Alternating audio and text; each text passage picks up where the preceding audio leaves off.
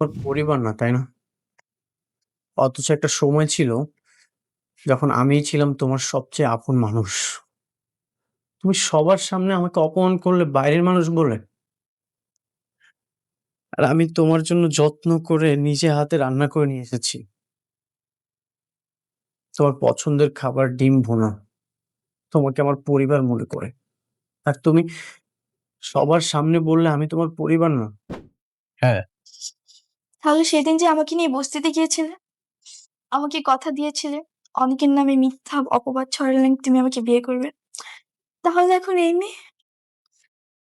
রাতুল, তুমি এই মেয়েকে নিয়ে সেদিন বস্তিতে গিয়েছিলে?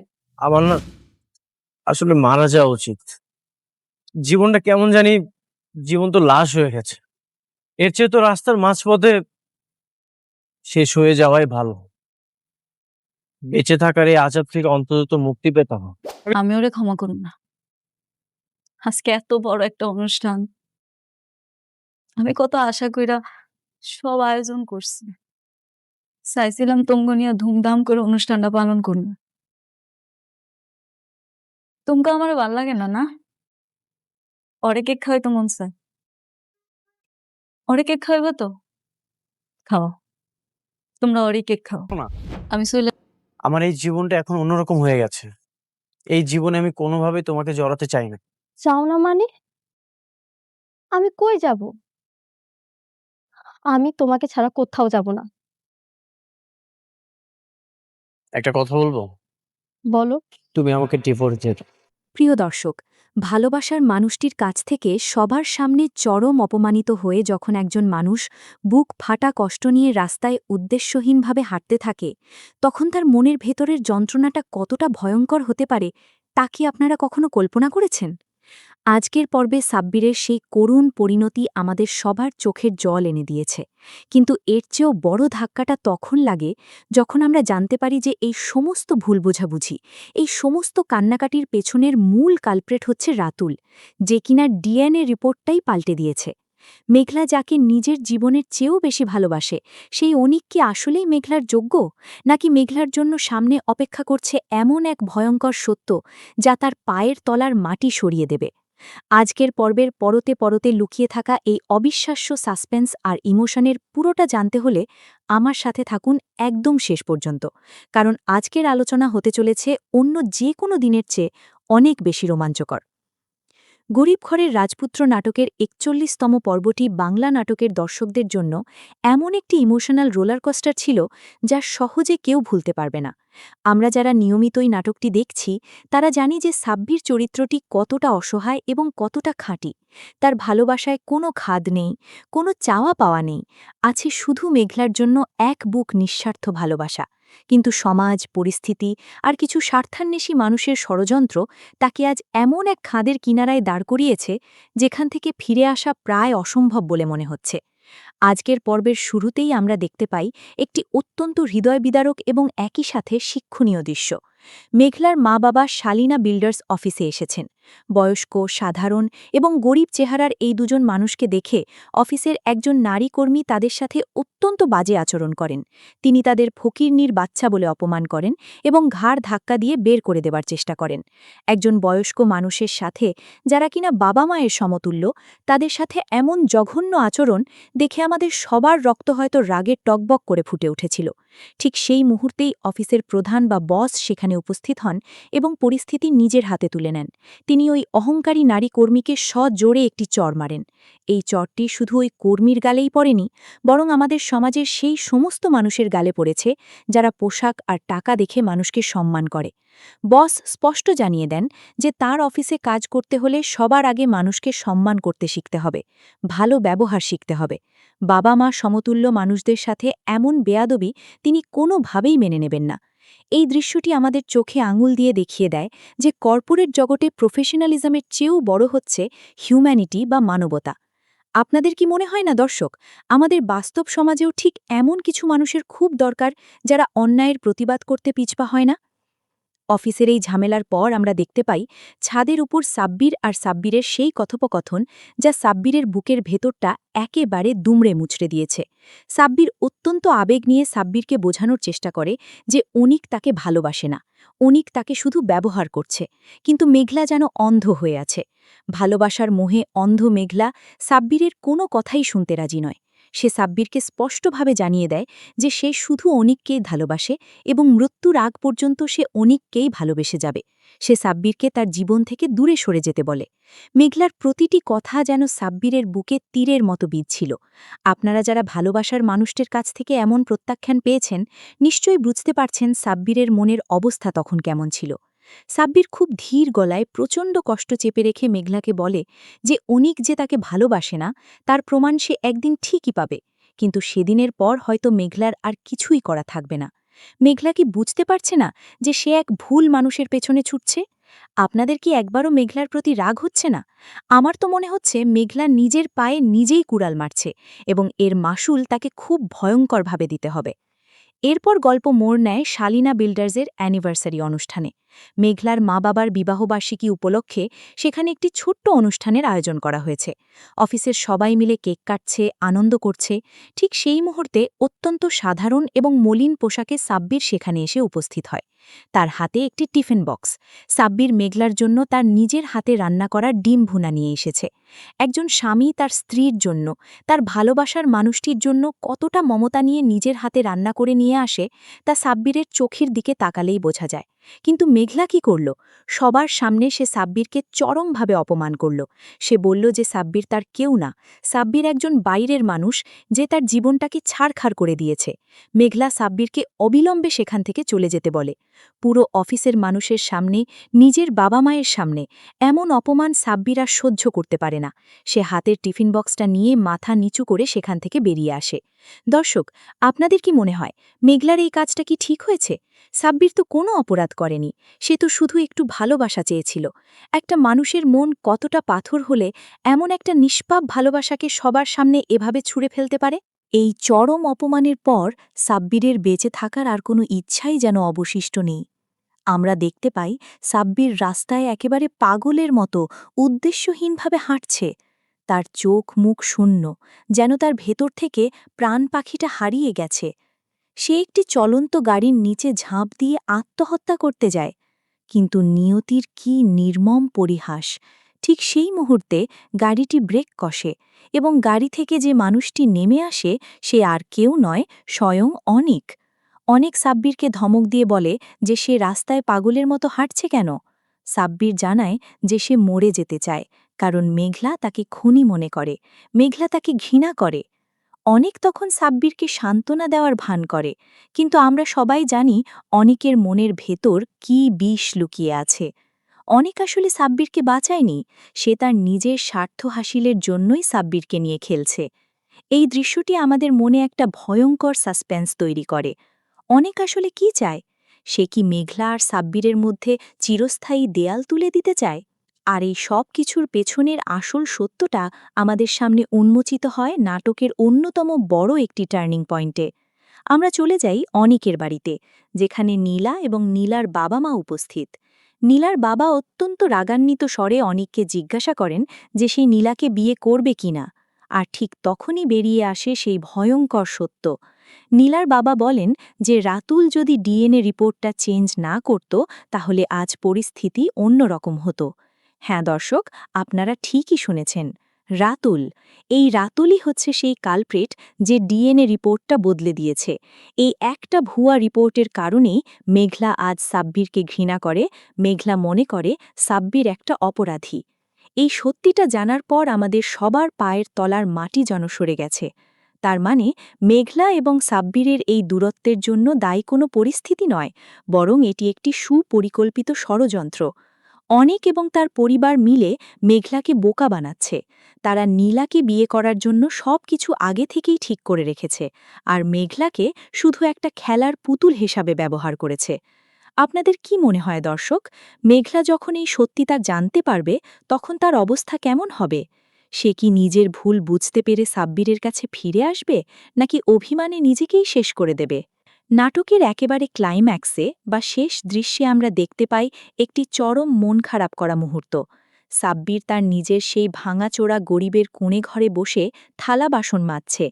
তার পরনে সেই সাধারণ শার্ট, চোখে মুখে চরম হতাশা। ঠিক সেই সময়ে সেখানে মেঘলা এসে উপস্থিত হয়। মেঘলার চোখে মুখে কোনো মায়া নেই, আছে শুধু বিরক্তি আর ঘৃণা।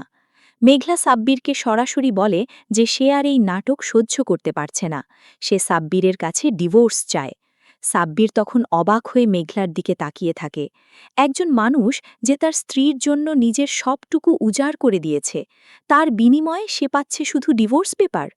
মেঘলা বলছে যে সে সাব্বিরকে ছাড়া অন্য কোথাও যাবে, অনিকের কাছে যাবে।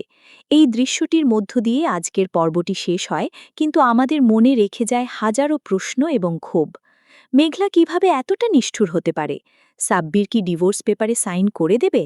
এবার আসুন আমরা বর্তমান পর্বের এই সমস্ত শ্বাসরুদ্ধকর ঘটনাগুলোর উপর ভিত্তি করে পরবর্তী পর্বগুলোর কিছু সম্ভাব্য দিক বা প্রেডিকশন নিয়ে আলোচনা করি।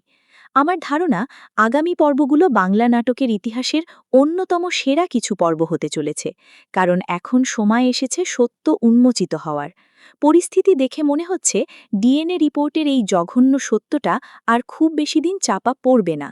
কিভাবে এই সত্যিটা সামনে আসবে? আমার মনে হচ্ছে হয়তো নীলার সাথে অনিকের বিয়ের আয়োজন যখন একদম চূড়ান্ত পর্যায়ে চলে যাবে, তখন মেঘলা কোনোভাবে সেখানে গিয়ে উপস্থিত হবে। অথবা নীলার পরিবারের কেউ কিংবা খোদ রাতুলু হয়তো কোনো কারণে অনিকের উপর ক্ষিপ্ত হয়ে মেঘলার কাছে সব সত্য ফাঁস করে দেবে। রাতুল চরিত্রটি খুবই স্বার্থপর। সে যখন দেখবে অনিক তাকে তার পাওনা দিচ্ছে না, তখন সে প্রতিশোধ নেওয়ার জন্য মেঘলাকে ওই আসল ডিএনএ রিপোর্টটা দিয়ে দেবে। সম্ভবত মেঘলা যখন আসল ডিএনএ রিপোর্টটা হাতে পাবে, তখন তার পায়ের তলা থেকে মাটি সরে যাবে। সে বুঝতে পারবে যে সে যাকে দেবতার মতো বিশ্বাস করেছিল, সেই অনিক আসলে একটা প্রতারক, একটা বিশ্বাসঘাতক। আর সে যাকে সবার সামনে অপমান করেছে, যাকে ফকিরনির বাচ্চা বলে তাড়িয়ে দিয়েছে, সেই সাব্বিরই হচ্ছে তার আসল রাজপুত্র। আমার ধারণা মেঘলার এই উপলব্ধিটা খুবই মর্মান্তিক হবে। সে পাগলের মতো ছুটে যাবে সাব্বিরের কাছে, কিন্তু ততক্ষণে হয়তো অনেক দেরি হয়ে যাবে। হতে পারে সাব্বির অভিমানে, কষ্টে আর অপমানে ডিভোর্স পেপারে সাইন করে দিয়ে চিরদিনের জন্য মেঘলার জীবন থেকে দূরে কোথাও চলে যাবে। একজন মানুষের সহ্য করারও তো একটা সীমা থাকে, তাই না দর্শক? সাব্বির কতটা অসহ্য করবে? আমার মনে হচ্ছে পরবর্তী পর্বে আমরা সাব্বিরের চরিত্রের একটা বিশাল পরিবর্তন দেখতে পাব। সে আর সেই নিরীহ বোকা সাব্বির থাকবে না। সে নিজের পায়ে দাঁড়ানোর চেষ্টা করবে, নিজেকে এমন এক উচ্চতায় নিয়ে যাবে যেখানে মেঘলা চাইলেও আর তার কাছে পৌঁছতে পারবে না। আরেকটি গুরুত্বপূর্ণ দিক হচ্ছে অনিক এবং নীলার সম্পর্ক। আমার মনে হয় না অনিকের এই চালাকি শেষ পর্যন্ত সফল হবে। নীলার বাবা হয়তো একসময় বুঝতে পারবেন যে অনিক শুধু টাকার লোভে বা স্বার্থের জন্য নীলাকে বিয়ে করছে। পরিস্থিতি দেখে মনে হচ্ছে অনিক খুব শিগগিরই তার নিজের পাতা ফাঁদেই পা দিতে চলেছে। হয়তো শালিনা বিল্ডার্সের সেই বস, যিনি আজকে অন্যায় দেখে চড় মেরেছিলেন, তিনি কোনোভাবে এই ষড়যন্ত্রের কথা জানতে পারবেন এবং তিনি সাব্বিরের পাশে এসে বাড়াবেন। কারণ আমরা দেখেছি ওই বস চরিত্রটি অত্যন্ত ন্যায়পরায়ণ। তিনি যদি জানতে পারেন যে সাব্বিরের মতো একজন নির্দোষ মানুষের সাথে এত বড় অন্যায় হয়েছে, তিনি নিশ্চয়ই চুপ করে থাকবেন না। হতে পারে তিনিই সাব্বিরকে তার কোম্পানিতে একটা ভালো চাকরি দেবেন, যার মাধ্যমে সাব্বিরের ভাগ্য পুরোপুরি ঘুরে যাবে। আপনারাই একটু চিন্তা করে দেখুন দর্শক, গল্পটা এখন যেই মোড়ে দাঁড়িয়ে আছে, সেখান থেকে মেঘলার পস্তানো ছাড়া আর কোনো উপায় নেই। মেঘলা যখন জানবে যে তার এই জেদের কারণে, তার এই অন্ধবিশ্বাসের কারণে সে তার জীবনের সবচেয়ে মূল্যবান রত্নটাকে হারিয়েছে, তখন তার চোখের জল মোছারও কেউ থাকবে না। আর ডিভোর্স পেপারের যে ব্যাপারটা ক্লাইম্যাক্সে দেখানো হলো, সম্ভবত সাব্বির সাথে সাথেই সাইন করবে না। সে হয়তো মেঘলাকে আরেকবার বোঝানোর চেষ্টা করবে, কিন্তু মেঘলা যখন তাকে চরমভাবে আঘাত করে কথা বলবে, তখন সাব্বির বাধ্য হয়ে আত্মসম্মান বাঁচাতে কাগজে সই করে দেবে। আর ঠিক সেই সই করার পরই হয়তো মেঘলার কাছে অনিকের বিশ্বাসঘাতকতার খবরটা পৌঁছবে। এই নাটকীয়তা বা টাইমিংটাই আগামী পর্বের সবচেয়ে বড় আকর্ষণ। আপনাদের কি মনে হয় দর্শক, সাব্বির কি ডিভোর্স পেপারে সই করবে, নাকি শেষ পর্যন্ত সত্যটা জানার জন্য অপেক্ষা করবে? গরিব ঘরের রাজপুত্র নাটকটি শুধু একটি প্রেমের গল্প নয়, এটি আমাদের সমাজের একটি বাস্তব চিত্র। কিভাবে টাকার অহংকার একটি মানুষের বিবেককে অন্ধ করে দেয়, কিভাবে ভুল বোঝাবুঝি দুটি সুন্দর জীবনকে ধ্বংস করে দেয়, তারই এক নিখুঁত প্রতিচ্ছবি হচ্ছে এই নাটক। সাব্বির চরিত্রটির প্রতি দর্শকদের যে অগাধ ভালোবাসা তৈরি হয়েছে তা সত্যিই প্রশংসনীয়।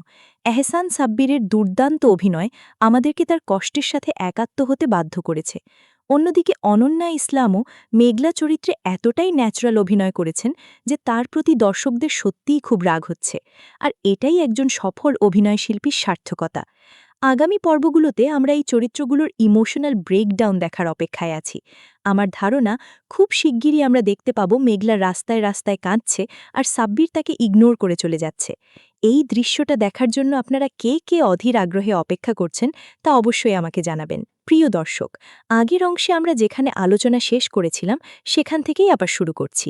আমরা কথা বলছিলাম সাব্বিরের সেই ভাঙাচোরা কুড়ে ঘরে বসে থালা বাসন মাজার দৃশ্যটি নিয়ে, যেখানে মেঘলা এসে তার হাতে ডিভোর্স পেপার তুলে দেয়। একটু গভীরভাবে চিন্তা করে দেখুন তো দর্শক, একজন মানুষের ভেতরকার মানসিক অবস্থা কতটা বিধ্বস্ত হলে সে ভালোবাসার মানুষের এমন চরম নিষ্ঠুরতার সামনে একেবারে নির্বাক হয়ে যেতে পারে।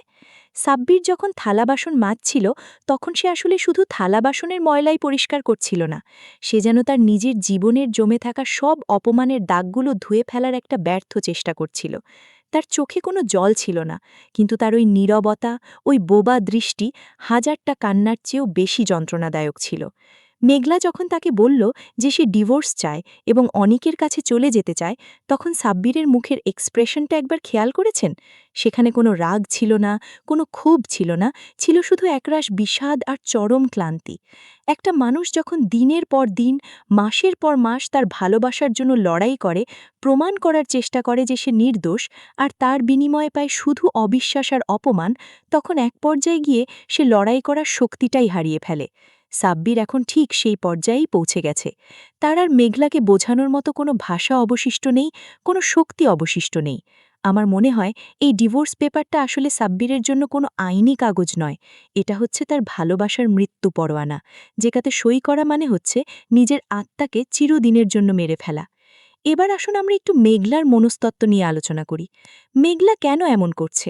অনেকেই হয়তো মেঘলাকে প্রচুর গালিগালাজ করছেন, তাকে স্বার্থপর বলছেন, কিন্তু মনস্তাত্ত্বিক দিক থেকে বিশ্লেষণ করলে দেখা যায় মেঘলা আসলে একটি ভয়ঙ্কর ইলুশন বা ঘোরের মধ্যে বসবাস করছে। অনেক এমন নিখুঁতভাবে মেঘলার ব্রেন ওয়াশ করেছে এবং পরিস্থিতির এমন একটা জাল বুনেছে যে মেঘলার সত্য আর মিথ্যার মধ্যে পার্থক্য করার ক্ষমতা পুরোপুরি হারিয়ে ফেলেছে। আমরা যখন কাউকে অন্ধের মতো বিশ্বাস করি তখন তার কোনো দোষই আমাদের চোখে পড়ে না, আর সে যদি আমাদের মনের ভেতর কারো সম্পর্কে বিষ ঢুকিয়ে দেয় তখন আমরা সেই মানুষটিকে চরমভাবে ঘৃণা করতে শুরু করি। মেঘলার ক্ষেত্রে ঠিক সেটাই হয়েছে। ফেক ডিএনএ রিপোর্টটা তার কাছে সেই ব্রহ্মাস্ত্র যা তার বিশ্বাসকে পাথরের মতো শক্ত করে দিয়েছে। মেঘলা ভাবছে সে তার জীবনের সবচেয়ে সঠিক নির্ণয় নিতে যাচ্ছে, অনিকের কাছে গিয়ে সে পৃথিবীর সবচেয়ে সুখী মানুষ হবে, কিন্তু সে জানে না যে সে আসলে একটা জ্বলন্ত আগ্নেয়গিরির দিকে লাফ দিচ্ছে।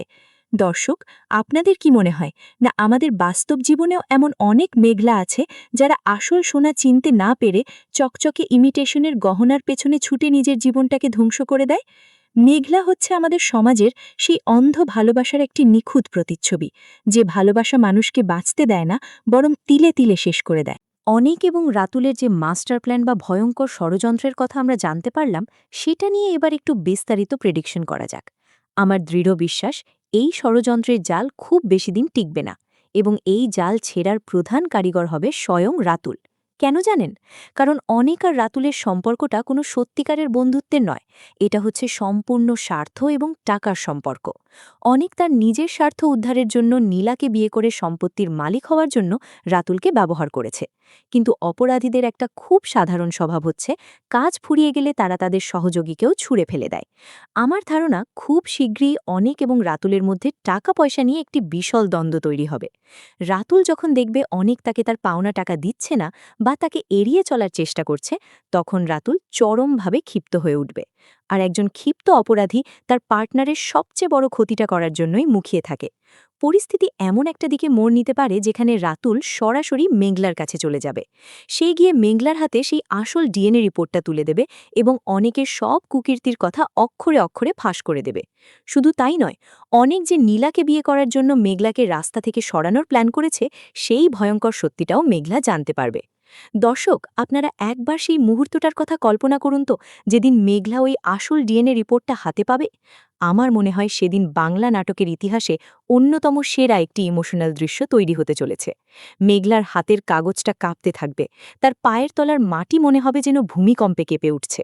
সে বুঝতে পারবে যে সে এতদিন যাকে খুনি ভেবেছে, যাকে সবার সামনে ফকিন্নির বাচ্চা বলে অপমান করে তাড়িয়ে দিয়েছে, যে মানুষটা তার জন্য নিজের হাতে রান্না করে এনেছিল, সেই সাব্বির আসলে সম্পূর্ণ নির্দোষ। সেই সাব্বিরই তার আসল স্বামী, তার আসল রাজপুত্র।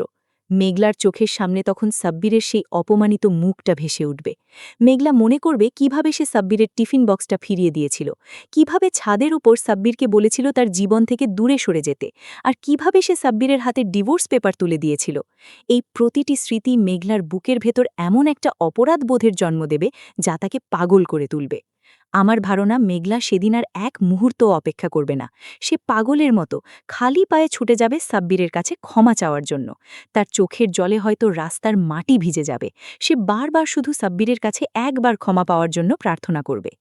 কিন্তু দর্শক, আমার প্রেডিকশন বলছে মেঘলা যখন সাব্বিরের সেই বস্তির ঘরে গিয়ে পৌঁছবে, তখন সে সেখানে শুধু এক বুক শূন্যতা দেখতে পাবে। সাব্বির সেখানে থাকবে না, কারণ সাব্বির ততক্ষণে ডিভোর্স পেপারে সই করে মেঘলার জীবন থেকে অনেক দূরে চলে যাবে। একটা মানুষের আত্মসম্মান যখন বারবার পদদলিত হয়, তখন তার ভেতরে একটা জেদ তৈরি হয়। সাব্বির মেঘলাকে সত্যিকারের ভালোবেসেছিল, কিন্তু মেঘলা তাকে যে পরিমাণ অপমান করেছে, তারপর সাব্বিরের আর ওইখানে পড়ে থাকার কোনো মানে হয় না। আমার মনে হচ্ছে সাব্বির তার নিজের জীবনের একটা নতুন অধ্যায় শুরু করবে। এই নাটকের নাম যে গরিব ঘরের রাজপুত্র, সেই নামের সার্থকতা হয়তো আগামী পর্বগুলোতেই আমরা দেখতে পাব। সাব্বির গরিব হতে পারে, কিন্তু তার মনটা একজন সত্যিকারের রাজপুত্রের মতো বিশাল। সে হয়তো শহরের অন্য কোনো প্রান্তে গিয়ে নতুন করে জীবন শুরু করবে, রাত দিন এক করে পরিশ্রম করবে। আর এই ক্ষেত্রে ওই শালিনা বিল্ডার্সের বস, যিনি ওই নারী কর্মীকে চর মেরেছিলেন, তিনি একটি বিশাল ভূমিকা পালন করতে পারেন। আমার ধারণা ওই বস সাব্বিরের সততা এবং তার প্রতি হওয়া অন্যায়ের কথা কোনোভাবে জানতে পারবেন। তিনি সাব্বিরকে খুঁজে বের করে তার কোম্পানিতে একটা ভালো পদ দেবেন। সাব্বির তার সততা, নিষ্ঠা এবং পরিশ্রম দিয়ে খুব দ্রুত সাফল্যের শিখরে পৌঁছে যাবে। সে সত্যি সত্যি একজন রাজপুত্রে পরিণত হবে, শুধু মনের দিক থেকে নয়, বরং সামাজিক মর্যাদার দিক থেকেও। আর ঠিক তখন মেঘলা দূর থেকে সাব্বিরের এই সাফল্য দেখবে আর নিজের কপালের দোষ দেবে। অন্যদিকে অনেকের পরিণতি কি হতে পারে বলে আপনারা মনে করেন? অনেকের মতো মানুষের পতন সব সময় খুব ভয়ঙ্কর হয়। সে যে শুধু মেঘলার সাথে প্রতারণা করেছে তা নয়, সে নীলার সাথেও প্রতারণা করছে। নীলার বাবা এমনিতেই অনেকের উপর চরম বিরক্ত এবং তিনি সব কিছু বুঝতে পারছেন।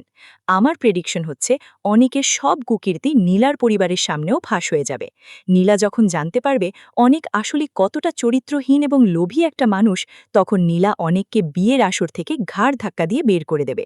অনেক তখন না পাবে নীলাকে, না পাবে নীলার বাবার সম্পত্তি, আর না পাবে মেঘলাকে। সে একেবারে পথে বসে যাবে। তার এই পরিণতি আমাদের সমাজের সেই সমস্ত মানুষের জন্য একটি চরম শিক্ষা হবে, যারা মানুষের আবেগ এবং ভালোবাসা নিয়ে খেলা করে। দর্শক, আপনারা কি অনেকের এমন করুণ পরিণতি দেখার জন্য অপেক্ষা করছেন না? কমেন্ট করে অবশ্যই জানাবেন।